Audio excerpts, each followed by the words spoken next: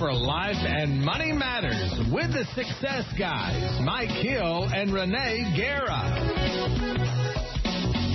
Changing lives one day and $1 at a time.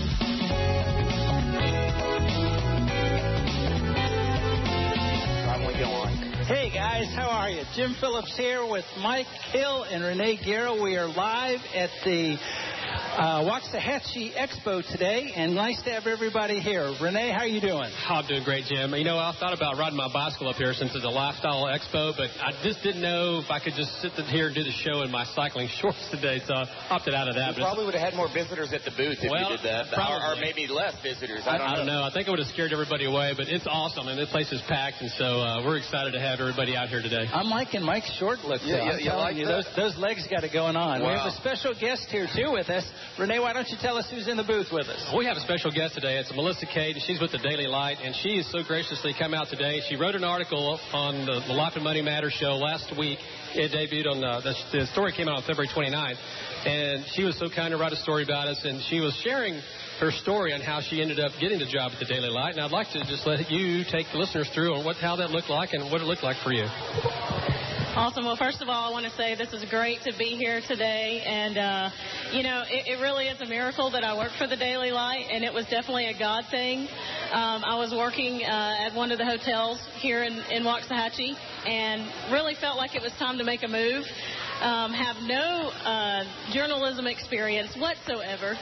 Spent a lot of time playing sports and just, had no idea that I was going to be given the opportunity. But one night I was working, and it was in the middle of the night, and I felt really impressed to send in my resume, email it in, and within 20 minutes I was getting a response from the editor, and he said, hey, can you come in for an interview? I went in for the interview, and I was really prepared, guys. I had, all the paperwork. I was ready to really show off, everything that I was capable of doing. He didn't take one look at any piece of paper and said, when can you start? And so really it's just awesome to be able to work for the Daily Light. The power of how Life and Money Matters changes lives every day. When we heard what a great story. We had to get her on the show. Sure. And you're new to the community, correct? As far as being in Waxahachie, I've been here about 6 years. But as far as being out in the community, in the hotel industry, you don't really get to be out a whole lot. I worked the third shift at that time, so I was always sleeping during the day, working at night. Had no clue what was going on in the community. So this is just really awesome, an awesome opportunity to be able to meet people in the community, to be able to meet you guys. It's awesome when I get to meet people that pretty much have kind of the same drive for life that I do. And so I was thrilled, to be able to do the story and to meet you guys. And again, this is another God moment right here for me to be able to stand here right now and be on the radio. Well, Renee, I got to tell you a little story about Melissa. Melissa has some very special powers. Okay. Oh, really? When Melissa came over to KBEC back in December, we do a contest each year. And this contest is based off of random drawing among 12 businesses. And we have probably over 2,000 people that enter our 12 Days of Christmas drawing. Okay? And for that drawing, you actually win the grand prize. Well, Melissa and I are out in the foyer, and we're kind of prepping for doing this thing live on the air. And I said, what would you do? Let's just draw a name and practice this. So we draw the name, practice it, figure out how we're going to take the pictures and whatever, throw it back into the thing, bobble it all up, take it back inside.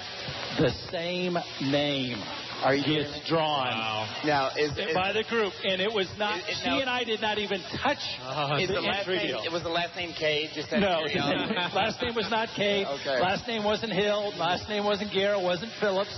The same name got drawn. That's when I said this lady's got some special powers. Wow. Well, no question about it. I know, Jim. And for her to share that story, Mike and I were just so amazed. We're like, you're coming on if you like it or not. You're a perfect example of the show. Exactly. I know. She just had that fire in her belly, and so when she was telling us that show, I was like, we've got to have her on the show, because I think it just lets the listeners know and understand that, you set your mind to it. And that's what our show's about, just let the listeners understand about their finances and also how life can change for them. But she had such a drive, and she knew in her mind she had that intention of getting that job, and she got it. And so, as our listeners are out there driving around or shopping, they have the mindset to do that. All you have to do is set the attention, have the will to do it, and you can make that change. And let's put her on the spot a little more, okay?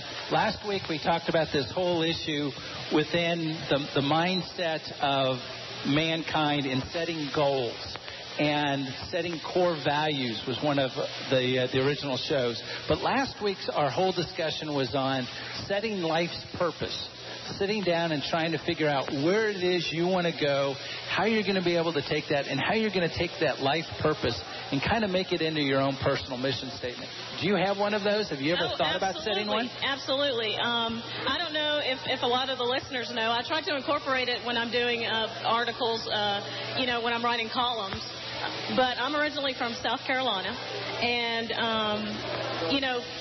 when I felt called to the ministry and was given the opportunity to move to Texas, that was a very scary thing for me, guys. I was very scared. First of all, I knew no one in Texas, but I knew that in order for me to be everything that God had designed for me to be, that Texas was going to be the next stopping point for me. Sure. And so, yes, it's very important that we understand and that we find out what our mission is in life. That we and once we find that out, it's important for us to stay focused on that. A lot of things can cause distractions.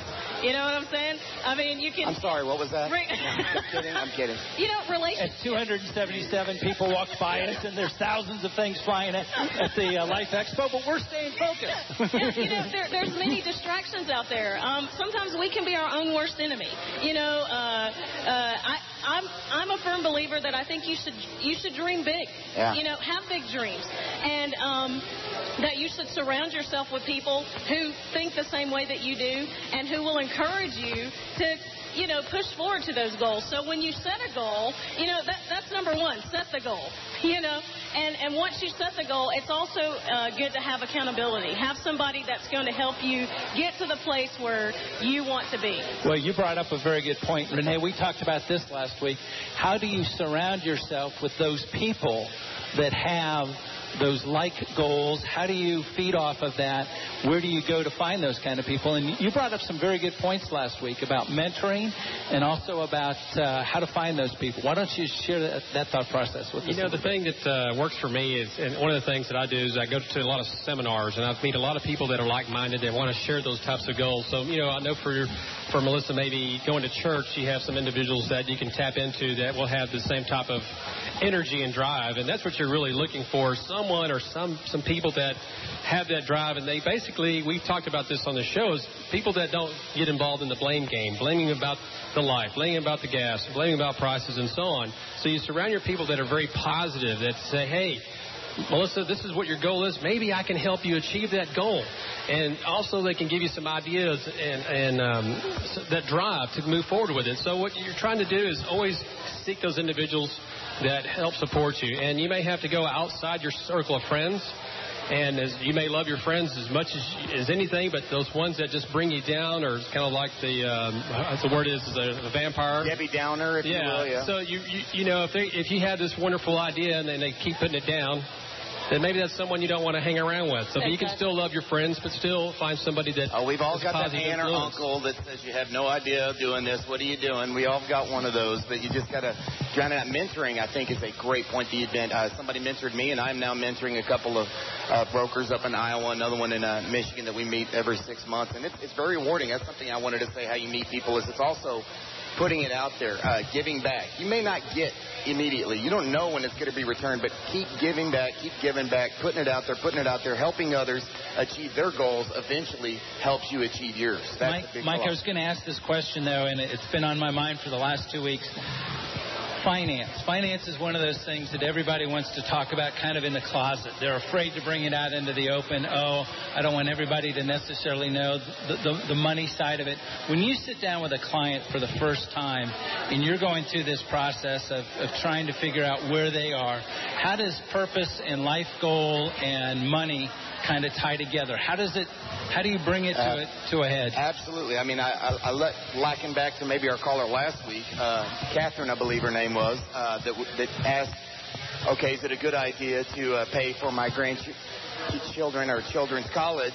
And the first question I had was, how much is in your retirement, so to speak? Have you planned and budgeted for a good retirement? It's absolutely. Everybody has different goals. For example, this is just putting it out there. I really don't like to work with clients, for lack of a better word, that don't want to leave some kind of a legacy. I'm not saying you got to be Sam Walton and leave $16 billion, but give something back, be it through your church, be it through your organizations that you're a part of, something. Leave some kind of legacy. Leave something here, because those guys that come in, the last check I want to write, I want to bounce. It's not going to be a good match. So having those kind of people, having that kind of goal right there set in mind right off the bat, I think helps us with everything we do. What's the most important thing in your life? And let's plan accordingly to that. So. No, I like that, Mike. That's a great point. And I think also giving back to the community, as you mentioned, it could be a legacy as well as, getting involved with Habitat for Humanity. We talked about that last week, and some other organizations where you can put some of your time in over on the weekend. Or it doesn't have to be an 8-hour day either. It could be just little bits and pieces, 30 minutes here and there of giving back to the community. So I really do like that approach as far as giving back. What do you think about that, Melissa? Well, I do think that it is a vital part of who we are as people. One of the things that whenever you read Scripture, there's always, references made to giving more than receiving. Absolutely. And even the Scripture says that it's better to give than to receive. And, and I do think that can expand to your time, your energy, your effort. It's not always about your money. It's about, you putting yourself out there, making yourself available, and adding to other people's lives. I think that's what it's really about. That's a great point. Good point. Hey, I got to do a commercial plug. Both of you guys have basically stepped up for our community. And when I say our community, our listening area of Ellis County, Johnson County, and Kaufman County, and have put together seminars. And I'm going to let you guys both talk about those seminars and what your hopes are for them, what your goals are. I know next week, Renee, you're doing March 10th, right? March 10th here. Yes, I'm going to have a seminar here right at the Waxahachie Civic Center. Have a room reserved. It'll fit up 40 people. So next Saturday, March 10th from 8:30 to 12:30. My seminar is called Change Your Life One Day at a Time. And one of the premises of it, we're going to go through some of the success principles that my mentor, Jack Henfield, has written about, but also use some of the tools through my coaching program with RTG Coaching. So it'll be a hands-on workshop. I mean, it's not just going to be me up there telling everybody what they need to do. So what I want the listeners to understand is that it'll be a hands-on workshop. So people will be working with each other and having those aha moments about some of the things that we're going to talk about, like taking 100% responsibility or believe it's possible, and making sure that they understand about goal writing. What is it about goal writing, and how can that affect your life by writing it down? And I'm going to go back to 100% responsibility because there's some exercises that I'll take them through that'll give them some ideas of what that looks like and feels like, whether they're taking responsibility or not. So it's actually a lot of fun. It's not going to be boring. I'm not going to talk their heads off all day. So I do have that set up. They can call 1-800-333-3030, or they can call me. I want to give my cell phone here, too. It's 214-356-1088 if they want to call that. But anyhow, I'm looking forward to that. They can go to my website. Here you go. Mike, tell me what yours is about. I know yours is coming up, the end of March? Well, yeah, and I think this is a great segue. I love doing classes. As anybody that's listening to the show, I'll talk your ear off. Maybe I like to hear myself talk too much, but I'm a big believer in giving back within the community that I live in. As y'all both know, I taught classes up there in Plano when I was living in Plano at Collin County Community College, and ran into the dean here at Navarro a couple of years ago. And let's emphasize the fact that you live in Midlothian. Okay? Oh, absolutely. Okay, we don't go across the Trinity River now. No. If I could help it, I would be right there. You can. But anyway, I teach these classes, and last year a lot of people showed up to the retirement six successful ways to retire class over there that we had in the Navarro campus. And this year, what I'm doing is just a 1-hour course. It's going to be available March 22nd or March 29th. It's not both. You can come to either or. And it's really just a workshop. What we're going to be doing is the title of the workshop is called Unlocking Social Security. There's only about 20 financial advisors in the country that are licensed to give this presentation. Has nothing to do with your investments. It's everything to do with Social Security. And people I hear all the time, well, I'm 40. I don't think I need to worry about that right now. Really? Your parents probably having Social Security. What if you became disabled? Did you know you're entitled to Social Security? How much are you entitled to, et cetera, et cetera? How much are your kids entitled to if something was to happen to you? But things like why you can count on the benefits and why you should start planning, understanding how married couples can work together to maximize Social Security, that's a big one. Not that I'm a tax advisor, but there's people out there that don't know that maybe when one spouse is retired and the other one's not, it may be a good idea to file separately. I'm not saying separate. Hear me out here, but when one spouse is getting Social Security and the other one's still working, that's a good way for your Social Security not to get taxed. Little tips like that we're going to be giving at this workshop. It's only 1 hour. It's for the public. They come in, they leave, whatever. They go away at least hopefully having a better understanding of Social Security when they leave this class.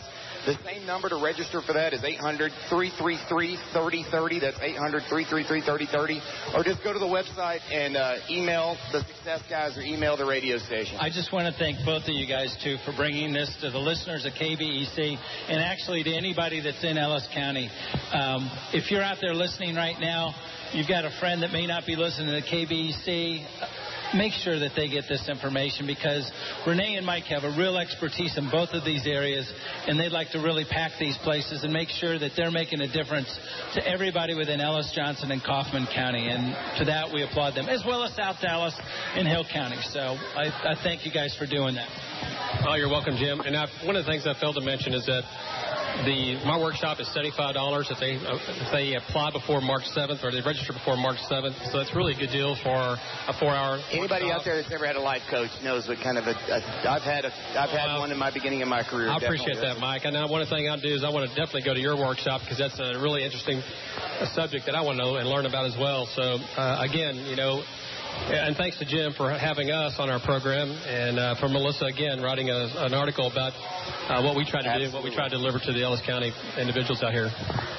Because we were going to be live today, we knew that it was going to be kind of crazy, and it was crazy when we did Mardi Gras. Crazier than normal? I think this is a little more sedate, though, than what the Mardi Gras crowd was. Much better weather. A little bit. And the thing you got to like is the fact that we're indoors versus outdoors, so it's a little bit more controlled. But we do have a show we got to get to, okay? So, as part of that, what we decided to do this week is something a little bit different, and that is rather than talking about a specific topic, we had a number of questions that different people had brought to us, and we thought we would try and go over those and explore with them. The first one is one from Renee, and that is, my life's too busy, so how do I find the time to get anything done? How do I get that sense of accomplishment? That's a great question, Jim, and one of the things that I would ask the listeners to do is really start writing down, and they're going to think they're not going to have time, but you really need to start writing down where you spend all your time at. I mean, the first thing is write it down, and again, I know most listeners are going to say, well, I don't have time to even do anything. Start writing down where you're spending your time, look at it, dissect it. If you're watching too much TV, as we mentioned on the program before, then that's an area that you can start cutting back on. And Melissa's over here shaking her head, and I think that's one of the areas. And when you're writing stories, you can't just start watching TV and spend all your time there, right? No, you can't, Renee. I mean, it's go out, get the story. You got an hour to come back and write that story up. How come I get the feeling Melissa doesn't watch a lot of TV? I'm just saying that right now. I've seen where she has an article literally every day, it seems like. I know she's busy. But really, write things down. Write down everything that you do, how much time, and do that for a week. And you'll be surprised at what that looks like. And you can start carving away those minutes to get more things done in other areas of your life. And we talked about that. So that's really one of the biggest areas to start doing, Jim. Good deal. Hey, Mike, on your side of the ledger. I like that segue. Oh, gosh. Ledger jokes this early. The financial markets are influenced by a variety of factors. And we had talked to our listeners and asked them to tell us about what their not fears are, but what they felt were most important. Taxes, inflation, interest rate, stock prices, unemployment, and the budget deficit. The budget deficit came across as obviously something everybody wants to talk about. What they can do on an individual basis, obviously, is vote. But I think the bigger issue for most people today is how do you control inflation? How do you control your personal budget when it comes to going forward? Well, and then I remember that poll, and I think the number one answer as well was taxes. So it's a little bit of all of the above. So I'll just hit on one. The first question you hit was inflation. people out there, if you're really trying to take an influence, you need to have things that are outside of the stock market, because guess what? When you have stock prices and you have inflation, stock prices are based on what? Dollars. Well, if the dollar is becoming inflated, that means that stock price, i.e., isn't worth as much because it's based on dollars. So you got to have hard assets, obviously, you know, the silver. I'm a big believer in oil. We'll get into that later. But I think also real estate, non-traded real estate investments are a very good way to look. Of course, sit down with your financial advisor or call in, and I'll be able to tell you which ones are out there. But those are ones, people don't understand that there's real estate investments out there that own like a Home Depot, that own, believe it or not, a Walmart or a Walgreens or a CVS, where you can get an income every single month. And the appealing thing about that is it's also about 15 to 20% exempt from taxes because of depreciation. They pass it on to investors. And not to get deer in headlights look here, but also, the one thing with real estate that people don't, and I'm not talking California real estate, I'm not talking real estate where you're buying it and you're hoping that it grows, you're buying it for an income source. Real estate also, the reason it goes up with inflation is because you have replacement costs. It's not because that building's prettier, it's because that wood door costs more now, that glass costs more now, that carpet costs more. That's why real estate inflates when we have inflation. So I would tell people, don't think putting your money in a stock market or a gold fund or anything like that, it has to do with the stock market, is going to help you because it's still based on dollars. Good input. Anyway, wow. Good input. Hey, to that end, gang, we always appreciate taking your calls. You can do that at 972-923-1390. Normally, today we're not going to be able to take those because we're out and about at the Lifestyle Expo, but you can always write Mike or Renee at info@kbec.com or go to our webpage, and on the front homepage you'll see on the left-hand side a whole bunch of little gray tabs. There's one down there called the Success Guys. All you have to do is click on that, and that automatically pulls up an email to those guys. We will be back in a couple of minutes and appreciate everybody's deal. And we are here with the Success Guys at the Lifestyle Expo at the Waxahachie Civic Center. KBEC. Hey, we're back here at the wonderful Waxahachie Life Expo. Beautiful day. JG just showed back up. We got more entries going into the KBEC Remote Rewards listeners. Mike and Renee are kind enough to come out here and do their show live. Guys, we were doing questions. And as part of those questions, we were talking about what our listeners really wanted to know about. And one of the things that we talked about, 2012. We originally talked about setting goals, how we were going to set those goals. Now we're halfway, not even halfway, but we're 3 months into it, and we feel life's out of control. What do we do? Yeah, well, Jim, you know, a lot of people feel that way right now, probably because of the economy and just things are going on in the news. And, you know, as Mike and I and Melissa were talking about a little bit ago, just, you know, you have to really get yourself centered. And if things aren't going where they need to go right now, just take a deep breath. And know that things are going to can change, and that can change by the individual that you look at in the mirror.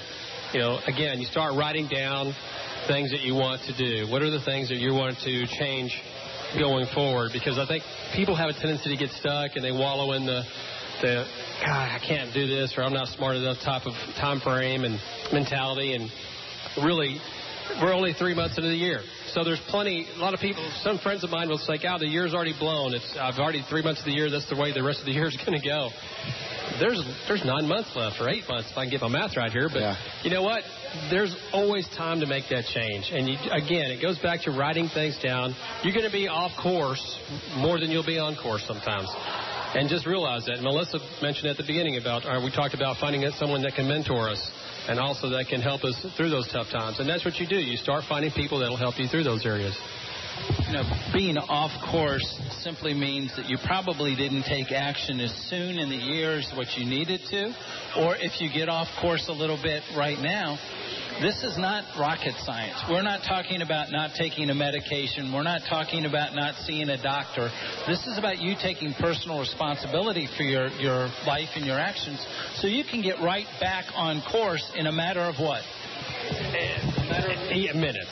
It's really just, you can turn that light switch on in your brain and say, okay, I'm going to start taking small steps. And it doesn't have to be huge. I have a client that I was doing a laser coaching with, and I said, if you can do something in 15 minutes, a small point or a small change, I said, what is the small thing you can do in the next 15 minutes? And it was just a simple phone call. And that's it. A simple phone call just to change the direction of where this individual wanted to go. And it's made a huge difference. Now, there's other actions that had to go after that. But again, that's all I was asking is what can you do in the next 15 minutes that can change course? And Mike, I mean, you know, you might have a client that's trying to look for things to change. Oh, absolutely. Absolutely. When I talk with somebody all the time, one thing that I wanted to ask you, Renee, and I think a big part of it is accountability. I think accountability, having somebody that makes you accountable. We can all, I'm not trying to steal your thunder, Renee, but help me out here. I'm going to play a little bit of devil's advocate. We can all write down things. God knows. I've written down things that I want to accomplish in 1 year, and it sure is funny. We get to December. Okay, I'm going to put that on January 2012.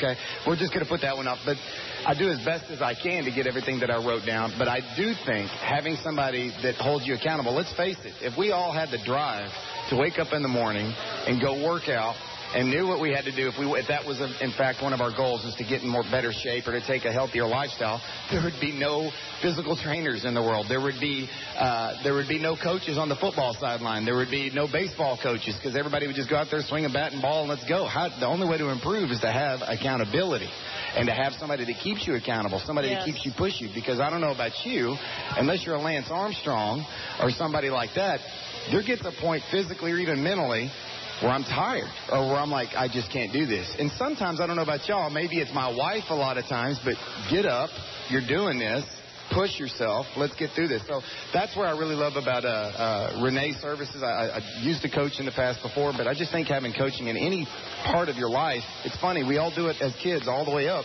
and then at 18 we stop. Or at 22, we get out of college, we stop. I think it should continue for the rest of your life. So, anyway, didn't want to steal your thunder. Maybe it's not always about writing down, and I'll leave it with this. But one thing that I wanted to mention is maybe I'm just a visual person, being an Aggie, whatever you want to call it. But I have what they call a board with pictures on it, where I have pictures of the different goals. What I mean by that in the middle, of course, I have, we talked about spiritual earlier, I have a cross with my family because I want my family to be raised in a Christian home. And then I have on there a certain car that I won't mention. Who knows when that'll happen. But then I also have a college, and that's on there so I can hopefully afford to put my kids through college with, I don't know, the way that they keep increasing tuition. We'll see.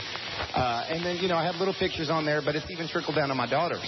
They each have goal boards. And that thing, if you ever come to my house, is right next to my shower in the closet. And people make fun of it to come over, but it sure is funny. I see it every day. It's in front of me. It's not on my iPhone. It's not on my email. It's right there while I'm getting dressed every day. And it just kind of focuses me every day in the morning. So anyway, I didn't know what your opinion was on that or if that's a good idea or whatever. I don't know. So I just wanted to throw that up there. Mike, that's excellent. You know, we were talking about having an accountability partner. I have a person that I call on a daily basis or bi-weekly or every other day, basically. And we go through our top 5 things that we want to achieve during the day. And so having an accountability partner does help out. That's one of the things I'll stress in my workshop. Yes. Is finding someone that can help hold you accountable and so you can get your goals completed. Again, you can take small steps. I like the point that Mike brought up here to the listeners when he's talking about a board. You can create what I call a vision board. You can get a magazine and cut out all kinds of pictures or something that you want to create in your life. If it's a 1 or 2 year plan and you want to build a house, cut out a picture of a home that you really like out of a magazine and put it on a board. Stick it on there, and if you want to buy a car, like Mike had mentioned, you can stick a car on there, a picture of a car. That may be 2025 goal, according to my wife. But it does help out. I mean, visually. So when I say write it down, and when you're wanting to change your life, that's something that you want to review weekly or maybe every other week so you can see where you're at and keep you on track. Because we talked about being off course. And what tends to happen as human beings is that when we get a little bit of resistance, we have this tendency to start beating ourselves up and just telling ourselves that we can't accomplish what we set out to accomplish.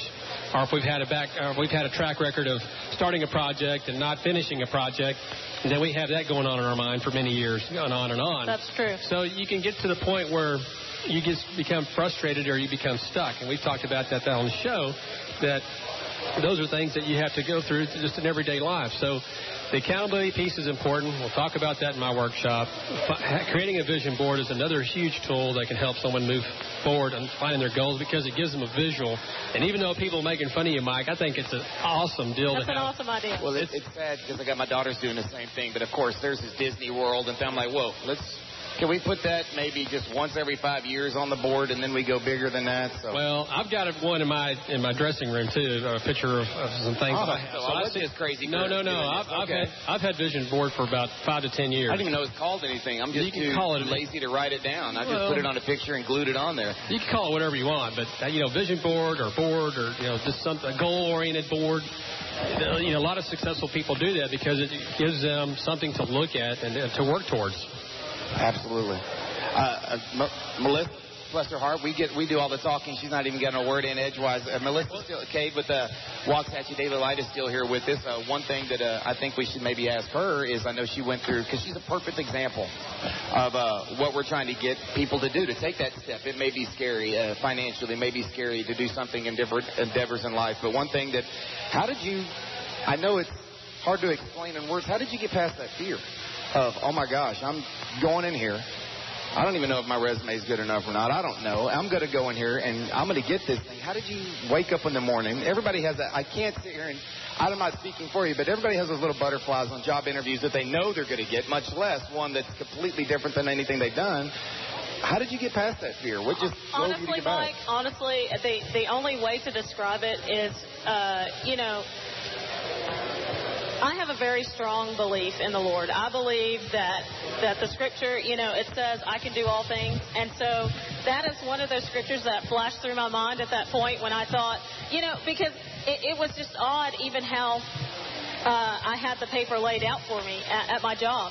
And so, I was actually reading the sports section because I'm a huge sports fan. Well, we are in Texas. Texas. The sports section. And the next thing I know, it's like, hey, there's this job opportunity. Honestly, at that point, I didn't even hesitate because I knew that if this was what the Lord wanted me to do, He was going to make sure that I was going to have it. And so, believe it or not, I wasn't fearful. I got my stuff together. Now, I was a little nervous when I went in, for the actual interview because I'm thinking, wow, Well, that whole discussion, too, on fear, we did a whole segment on that. How that can be such a crippling effect for people to even make that first move. Oh, yeah, and it was huge. Honestly, I mean, for a brief second, I can say that I was like, there's no way I'm not going to send this resume at 1:20 in the morning, And come on now, why not? That makes you look like a type A personality. So I'm like, maybe I should wait the next day. But I really felt that it was important for me to do it right then at that moment. And whether he was going to respond to me or not, I had to take that chance. Well, you know what? I like what she just said because she took action. There was that moment where you knew it was the right time and you needed to do it right then and there. And that's where I think listeners can also understand that when you have something that shows up in your life and you just have that split-second thought that comes into your head and says, oh, I'm afraid to make that move, and you miss that opportunity, that's what this show's about. I mean, you're a good example of just taking what's in front of you and taking action. And that's what we want listeners to understand, too, is that when you see that, when an opportunity arises, you go for it. And, okay, so it doesn't turn out the way it does, you meant it to. You still took the action, so you're still there. You're still. That's what it's all about. Thank you for sharing that. That's true, Renee. And one thing I would like to add to that is, again, I know that I said I had all my paperwork together. I went in there with my manila folder, But even at that moment, before the words were spoken to me, when can you start? I just knew, because I took that initial step, something great was going to come out of it. And now look, here I am standing here talking to you guys. So sometimes it's not a bad idea to kind of separate from the crowd a little bit, So no doubt. All right, so how do we do that in our financial life? How do we suddenly sit back there and say, okay, what's in our manila folder? What do we need to keep in our manila folder? What do we need to maybe trash out of our financial life? I think that's a great segue. I love that you said that. One of the things that definitely when speaking with people or how to get out of that, about 2005, 2006, for those of y'all that didn't hear the show a couple of weeks ago, I was talking about how I changed my entire investment philosophy. 2001, that's when my father had retired. His wife was ill, and he left. And I took over, and then I started my own branch down in Waco. So we were just running and gunning, doing the whole, let's put everything in the stock market, let's have some mutual funds. And at that time, from 2002, 2005, that wasn't a bad thing. But I said there has to be a better way. I never want to go through 2001 again where everything sells off. So long story short, to step out from me in my own personal life, I started talking to clients about how we're going to do things completely different. We're going to do 20, 30% in alternative assets that are held completely outside of the stock market. Now, in 2005 and 2006, market was up 10, 12% that year. People are going, wait a second, Mike. This is all I've been told for 80 years by Merrill Lynch, Citibank, blah, blah, blah, blah, blah, blah, blah, blah, blah. What do you mean we're going to be getting outside of there? So, again, that's the way that I kind of stepped out. It wasn't the popular decision, but now I know, and after especially 2008, I know sometimes going against the grain, you just got to stick with it. You got to stick with your conventions, and I've always said this. I may not be the smartest guy in the room, but I will copy the guys that are and try to emulate exactly what they do. Okay, but the market's at 12,009. Everybody says, hey, it's time to get in. It's time to get in. The rally's already started. You're two-thirds of the way into the rally. I mean... don't get me wrong. I'm not... Do you jump? Do you fly? Do you sit? Do you stand? I mean, I'm not going to sit here and say don't ever invest in stocks when you got Apple at $550 a share, for Pete's sake. I'm not crazy, but I think that's it's just an allocation. It's a taste. It's a portion of your portfolio based on your risk tolerance, et cetera, et cetera. You need to have things in there that don't move. You need to have things in there when the market goes down 10%. They stay... Here's my challenge to you, though, okay? Asset allocation. Everybody talks asset allocation. Everybody sits there and says, okay, you got to have some exposure here, you got to have some exposure there, you got to have some exposure wherever. How do you ever make sense of all this? Here's the point. Sit back and say, okay, I got my house, I got my stocks, I got my cash. What do you do? Well, here's the thing that I would kind of question you back with the question, and I apologize. We're going to get into it here, Renee. Sorry. You and here we go. We're taking the gloves off. We're taking the gloves off. We're going to go sparring here in the middle of the Ellis County Expo. I am diversified. I have a real estate fund. I have a gold fund. I have an oil fund. I have a But those are all mutual funds. That's my point. Diversity.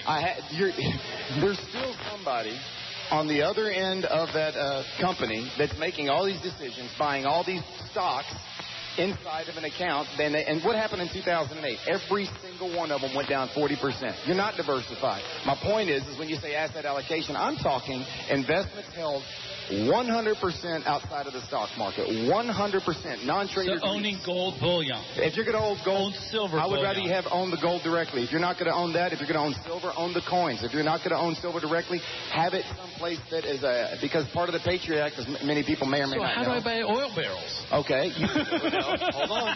Because I did very well with oil a couple of years ago, and I think it's still going to be commodity to own. How you invest in oil and natural gas are pipelines. Our pipeline companies. Now, again, I'm not giving broad advice because I don't know our listeners. I don't want them to run out and buy pipeline stocks and say the guy on the radio told me to buy it, and here I am getting 30 emails that went down. My point is there's certain ones that you can go into. They're called MLPs, and if you want to take advantage of the natural gas and the oil boom, pipelines, you got to have infrastructure. Why? Because Exxon, and Jim's just chomping at the bit here, Exxon has to lease those pipelines, if oil's at $100 a barrel, if it's 10, they have to keep paying that check to that pipeline every single month. And by law, tax law, they have to pay 90% of their income out to investors.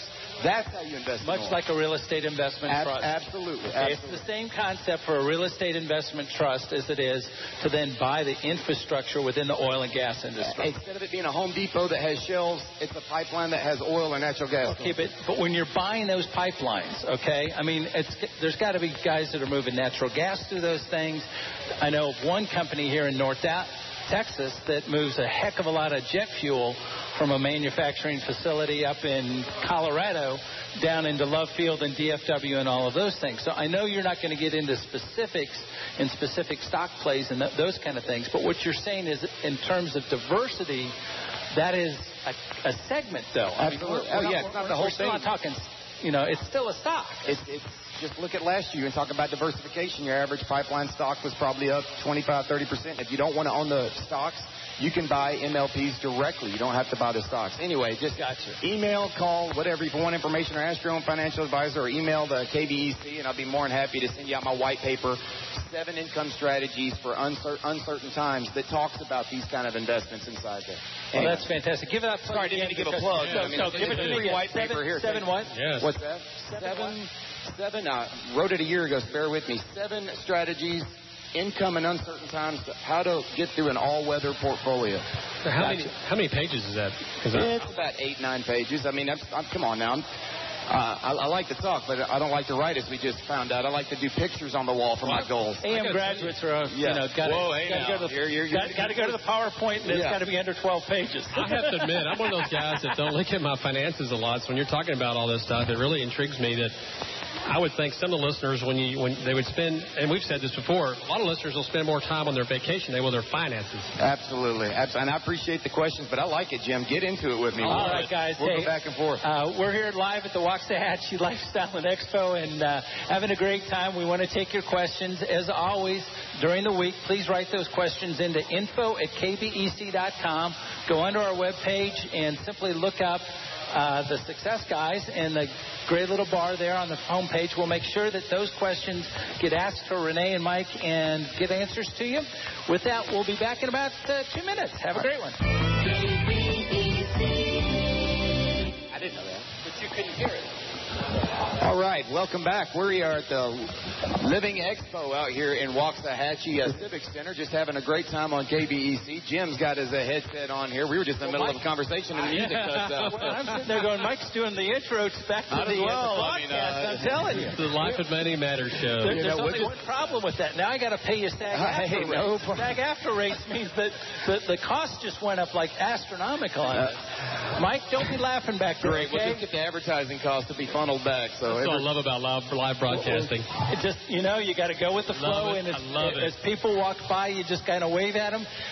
No pictures. Remember last time, Renee? I'm bad on that. We're out at Mardi Gras, okay? We're going to tell a little story real quick here, and then we'll get back to the show. But, yeah, Renee says, hey, let me have my picture taken with you. And she takes off the headsets, takes off the phone, whatever. Yeah. And I'm like, we're asking you a question here. Yeah, Jim's over there like, no. Please talk. Hey, we are having an absolute blast, though, and I got to thank these guys for doing a great job when you do live radio. It's always kind of fun.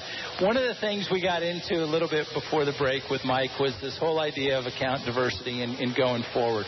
Renee, with you, we've talked about setting life's goals. We've talked a little bit about core values. We've talked about the whole concept of what needs to go forward.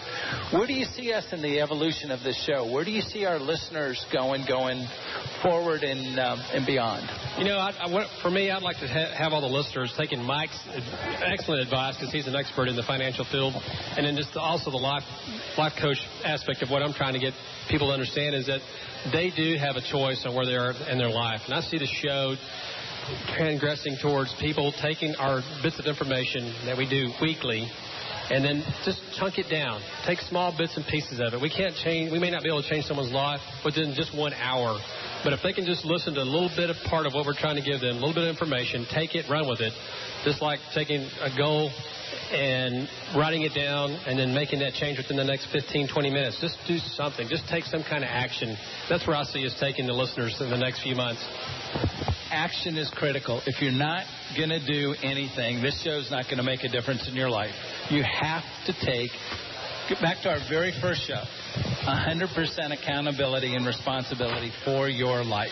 So start by doing something. So I think that's very important. Michael? Absolutely. Well, I'll start by paying attention, because I'm sitting here looking outside and I see the beautiful weather and I see people walking by. So when I hear the accountability, and that's kind of where we kind of talked about it, the article in the paper in the Daily Light, is that's where me and Renee were talking. We're like, man, what we actually do has a lot in common here. You're doing more life skills, et cetera, but I'm doing this. I'm kind of a financial coach, if you will, and I coach little kids soccer. That's why I'm wearing shorts, Jim, and you can make fun of the white legs. And then after this, I got to go coach basketball. So I'm literally a coach both ways. But it's definitely, and as a coach, and I think Renee can agree with this, is you can't just give the same spiel. I'm not going to just regurgitate things that I've read, things that I've done. You got to have your own spin on it. You've got to educate yourself, and you've got to come into it. Why you're different? Why do I need you? How is your coaching going to be any different than the 20 other coaches that are out there? Or how are your financial advice going to be different than the 20 other financial advisors? Sure. No, I think that's a great point. And, one of the things that I like about it, Mike, is that we tend to repeat some of the things we do week to week because it's so important, too. I mean, as far as taking 100% responsibility, that was one of our first shows or second show. And being accountable, that was today. And, I just want the listeners to take that little bits and pieces with them each time they listen to the show. So it's just so important. And you're just totally blowing me away, Mike, on all this financial information. I mean, I can't wait to go to one of your workshops.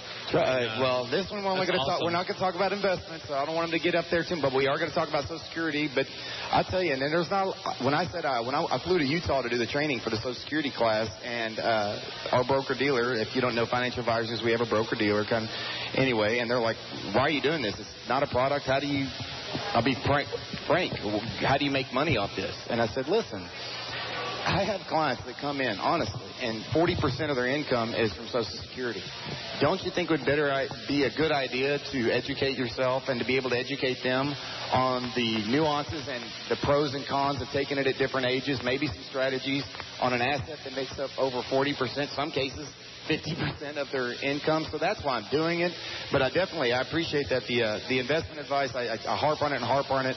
I don't think a lot of guys down here are giving the alternative approach, and that's why I really wanted to get my foot in the door down here in Ellis County and really get that approach out there. I think that's a great point. I think that's one of those big areas that keeps a lot of people awake at night about finances. And then plus, if they don't know exactly where they're going in their life, and trying to find that life purpose, I think it gives them a little bit of insight on that. I mean, and real quick, think about it. In the stock market or in life in general, but in the stock market, that's one thing I don't want to have all my eggs in one basket. There's always a winner, and there's always a loser with a stock purchase. Somebody sold it, and they maybe sold it too early, and now Apple's at $5.50, et cetera. There's always a winner and loser, and I hate that part of it as well. So. Well, to that end, I think that brings us back to a question we asked a little bit earlier in the show, and I think it's one that we can't emphasize enough on, and that is this whole concept of fear. Okay? I know there's a fear of when do you enter the stock market. I know there's a fear of when do you control your life and when do you take control of your life like Melissa has done. How do we get over that basic hurdle of fear? Melissa, how did you get over it in your life? Well, again, I think that it's imperative that you just take the initial first step, like we've, been trying to reiterate this morning. Is, when you have an idea or when you feel led to do something, it's very important for you to just jump right into it. I think a lot of times people overthink the issue or they think too much. And as their thoughts are going and going, they manage to talk themselves out of doing something that could really be beneficial to them. So I think it's taking the initial jump. I've heard this more and more. The paralysis of analysis. We are inundated with so much information now. We have so many ways to get information about us, and we're always out there. So if I get one more piece of information, that's going to be the one that's going to put me over the top of making my decision. Oh, that's a great point. I think I'm going to tell on myself here. That's one of the things that I struggle with, is that sometimes I want to have all the ducks in a row, and I won't start on a project. And my wife was just telling me, she goes, just start it. Just do it. And so once you get started in it, it's amazing how everything else just starts coming into play. Or people start showing up. Or people start just helping you, like we talked about, with people helping you reach your goals, finding those people that support you. What do they say? The hardest step in a marathon is the first step. It is, as I mentioned, I'm a big cyclist, and so I like to get out and do a lot of bike riding, and that really helps me with my confidence as far as achieving goals. And that's just it can be a physical goal that somebody has. So, I think, too, Renee, the other key to that is again, like we said, surrounding yourself with people that are going to push you to become the better person, not somebody that's going to drag you down and put a wet blanket on your dreams. I was surrounded by people in Carolina that I would go to them, Jim, and I would say, I have this great idea. I feel like I need to do this. And the first thing you can't do that. You don't have the money to do that. Yeah. Or you're a female. Or how are you going to do that? You don't have anybody to help you. So I do think that, surrounding yourself by people that are going to encourage you to take that step and then take that initial step. That's how you're going to overcome. Well, and I give Mike and Renee a whole lot of credit there is creating that mentoring network. When all of a sudden you surround yourself with those kind of people, it's amazing how much you can get accomplished. And it's one thing to have, in my case, I'm very fortunate. I have a very supportive and understanding wife. But at the same token, my wife and I go through situations where they say, hey, listen, you just need to go seek seek a professional. And there's nothing wrong with that. There's nothing wrong with reaching out of your comfort level and saying, I don't have the answer to this. A lot of time it's time. I draw the analogy. You go to your banker. You go to your insurance agent. You're going to ask your insurance agent for very specific information. As the State Farm guy looks over my shoulder at this moment in time.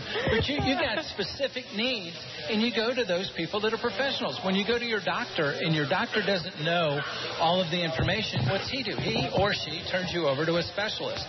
And that mentoring and that aspect of your life will go a very long way in helping you go forward. I like that comfort zone. Analogy. In other words, if the listeners were stand where they're at or where they're driving, get a piece of chalk, draw a circle, and stand in that circle, right? You follow me? So if you draw a circle around yourself, that's your comfort zone. So once you start stepping outside that circle, I'm already back. I'm past it. That's the way the comfort zone can be. I mean, that's your comfort zone, and there's another circle, maybe 4 or 5 feet over to the right of you. That's where you want to go to get out of your comfort zone. But that is so true that people want to stay in their comfort zone.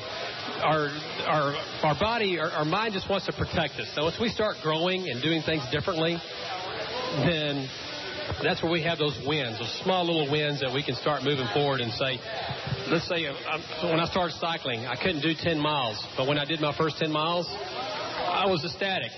My confidence went up. Then I did 20 miles. Then I did 40 miles. Now I'm doing up to 100 miles on a bicycle. But again, I was chunking it down. I didn't try to go out and do 100 miles all at one time. I just didn't have the physique to do that at the time. Renee, my comfort zone was Carolina. I mean, I grew up there. I lived there for over 30 years of my life. So when it was time for me to make that initial move to move to Texas, again, like you said, once I took that initial step and got out of that comfort zone, if I had not done that, guys, I wouldn't be standing here today. I wouldn't be working at the Daily Light, which is kind of, part of my dream. And so, if you have a dream that you're trying to accomplish and achieve, you got to get out of your comfort zone.